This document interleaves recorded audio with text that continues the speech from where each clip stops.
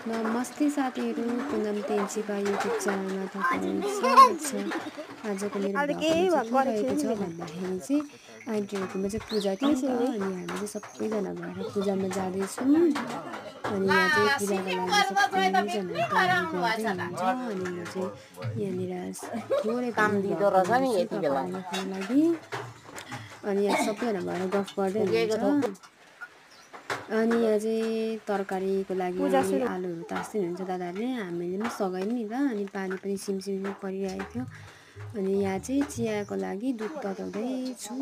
अनि यहाँ चाहिँ माछाहरू कति धेरै राम्रो राम्रो क्या अनि यहाँ चाहिँ पूजाको लागि तरकारी तास्दै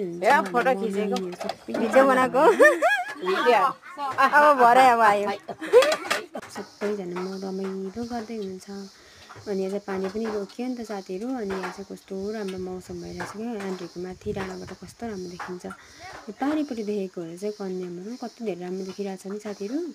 यस्तोहरू लागेर हल्का फुल्का अनि घाम पनि हल्का लाग्दै थियो क्या, कस्तो राम्रो भइरहेछ। यहाँ चाहिँ आन्टीको छोरा कति क्युट बाबु छ। अनि यहाँ चाहिँ फुपाको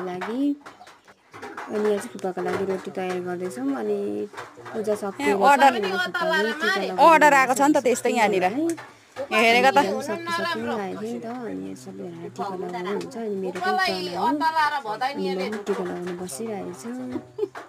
अनि सबैजनालाई खानाहरू बाँडिसकेर हामीले चाहिँ लास्टमा खायौँ नि त। अनि म चाहिँ खाइसकेर यहाँनिर आन्टीको भिडियो बनाउँदैछु।